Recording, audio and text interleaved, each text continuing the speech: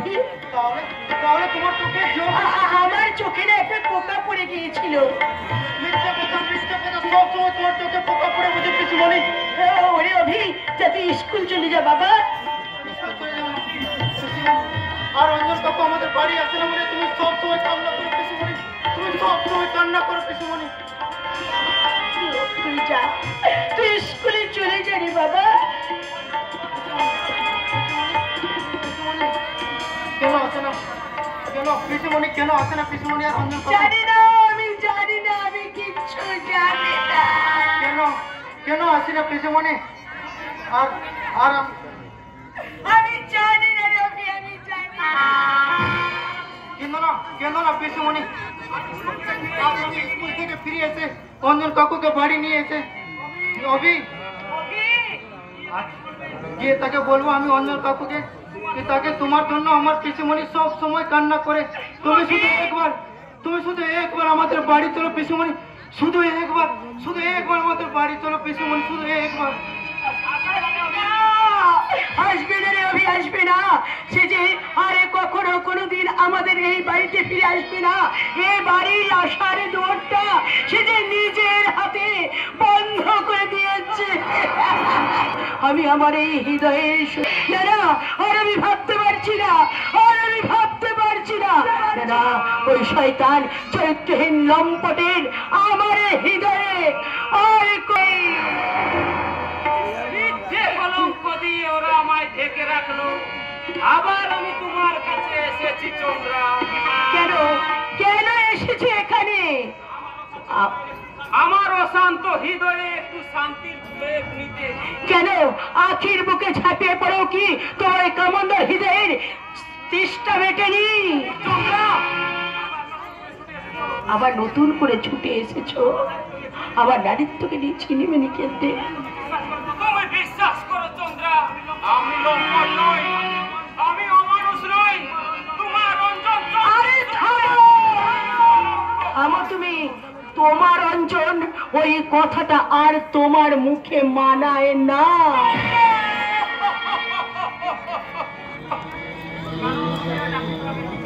তুমি আজ আখির স্বামী, মানি না, ওই কলঙ্কিত সম্পর্কটা আমি মানি না।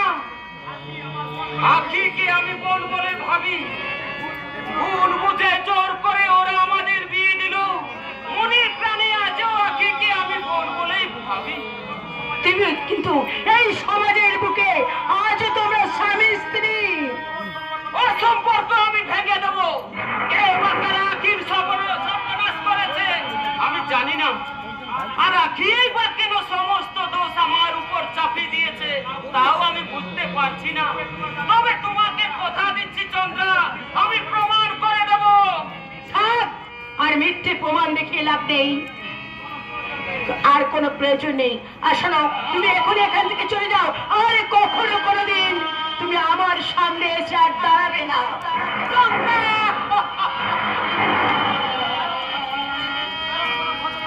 শোনো, কোন ভদ্রলোকের বাড়িতে ভদ্রলোকের স্থান হয়, তোমার মতো চরিত্রহীন লম্পটের কোনো জায়গা এই বাড়িতে হবে না।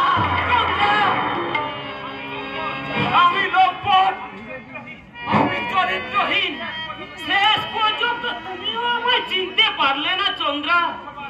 সবার মতো ভুল বুঝে তার ক্ষত বিক্ষত হৃদয়ে ছুটে মারলে মুঠো মুঠো ঘৃণা।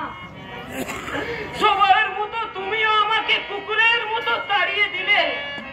অঞ্জনদা, ও ভাগা অঞ্জনের মনে কতই না অশান্তির ঝড় বয়ে গেছে।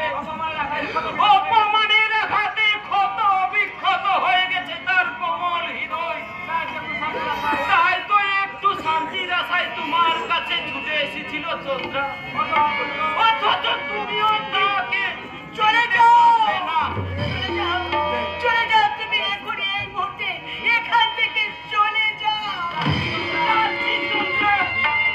আমি চলে যাচ্ছি। তোমার দেওয়া মুঠো মুঠো ঘৃণাকে সঙ্গী করে আমি চিরদিনের মতো তোমার কাছ থেকে দূরে চলে যাচ্ছি। আর যাওয়ার আগে তোমাকে একটা কথা বলে দিয়ে যাচ্ছি চন্দ্রা, যতই তুমি আমার হৃদয়ে ঘৃণার ক্ষত সৃষ্টি করো, তবুও আমার সেই ক্ষত বিক্ষত হৃদয়টাকে চেপে ধরে আমি বলবো, তোমায় আমি ভালোবাসি চন্দ্র, তোমায় আমি ভালোবাসি। আমার যাবার সময় হলো, বিদায় মুছো আঁকি দুয়ার খোলো, দুয়ার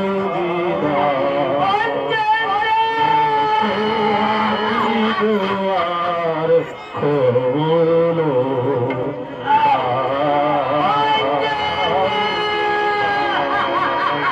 আমার যাবার সময় হলো, দাও বিদায় মুছো আঁকি দুয়ার খোলো।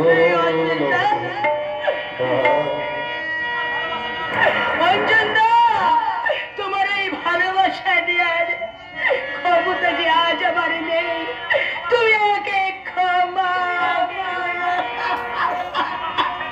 অপমান করে ছেলেটাকে তাড়িয়ে দিয়েছিস তো? আমি কি কোনো ভুল করেছি দাদা? আরে না না না না না, তুই কেন ভুল করবি? সমাজের সবাই তো ওর দিকে ঘৃণা আর অপমানের পাপ ছুড়ে মেরেছে, আর তুই মারবি না কেন? দাদা আমি, হ্যাঁ রে বোন, হ্যাঁ, এত কাছ থেকে পেয়েও তুই অঞ্জনকে চিনতে পারলি না, আর নিজের অন্তর দিয়ে উপলব্ধি করতে পারলি না তার দু চোখের নীরব বেদনা। কেন কেন আমি তাকে উপলব্ধি করতে যাব? কেন কেন তাকে আমি চিনতে যাব? আজ তো আমার কাছ থেকে সে বড় হয়ে গেছে। পর তো তাকে তুই করে দিয়েছিস। আমি করেছি? হ্যাঁ হ্যাঁ তুই। ওরে বোন, অঞ্জন হলো এই পচা সমাজের নোংরা পাকে ফোটা এক পদ্ম ফুল। সমাজ যতই তার দিকে ঘৃণা আর অপমানের পাক ছুড়ে মারুক, তার দেহে কোনো পাকেই লাগবে না রে চন্দ্রা, কোনো পাকেই লাগবে না। আমি জানি অঞ্জন সম্পূর্ণ নিষ্কলঙ্ক, একজন আদর্শবান শিক্ষক হয়ে কখনো তার বোনের মতো ছাত্রীর সর্বনাশ করতে পারে না, কখনো না। এটা এটা নিশ্চয়ই কোন রাজনৈতিক চক্রান্ত। রাজনৈতিক চক্রান্ত? হ্যাঁ, আর সেই জন্যই তো সেই চক্রান্তের বিরুদ্ধে তুলে নিয়েছে আমার এই লেখনীকে। আমি সংবাদপত্রের পাতায় পাতায় প্রকাশ করেছি, আখির ইজ্জত হরণকারীকে ধরতে গিয়ে বাবা কি নাম ঠিকানা জানতে না পারাই ইন্সপেক্টর তাকে থানায় দাঁড়িয়ে দিয়ে কেন কেন এরা দুর্যোগের করে পৌঁছে দিল। দাদা, বলাৎকারের স্থান উল্লেখ করা হয়েছে পরিত্যক্ত বাংলো, কিন্তু সেই স্থানের নাম উল্লেখ করা হয়নি কেন? মিস্টার চৌধুরী, আর তুমি ঠিক ধরেছ রিপোর্টার, এই কথাগুলোর মাঝে লুকিয়ে আছে কোন এক গোপন ইতিহাস। ওই গোপন ইতিহাস আমি যেমন করেই হোক টেনে বার করবই। আমি পৃথক ভাবে জিজ্ঞাসাবাদ করবো, আখি আর অঞ্জনকে উপযুক্ত তদন্ত করে আমি প্রমাণ করে দেব।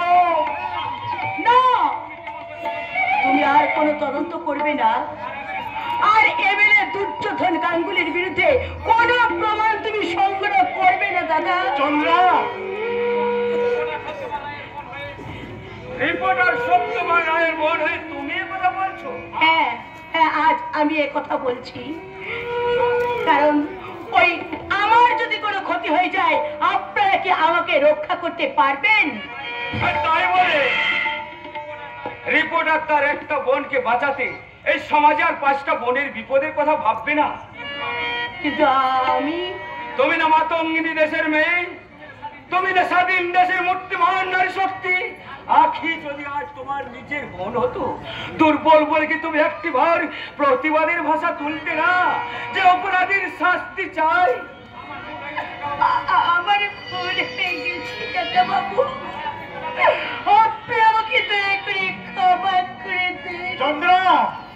দাদা আবার আবার তুমি তদন্ত করো, ওই ওই জনগণের সামনে তুলে ধরো ওই শয়তান এমএলএ দুর্যোধন গাঙ্গুলির সমস্ত গোপন রিপোর্ট।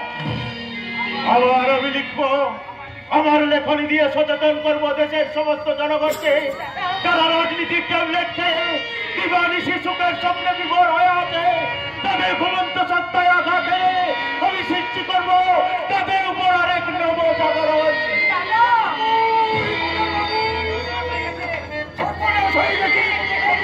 কি হয়েছে?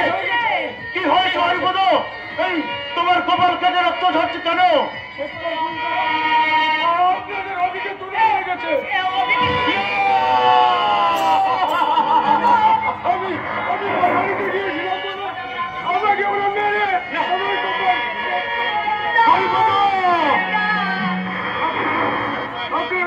ছুটে যান বাবু, নইলে আপনার অভিজ্ঞতা মেরে ফেলবে।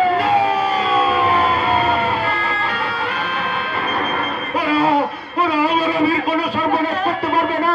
আমি এক্ষুনি ছুটে চললাম আমার অভি উদ্ধারে। অভি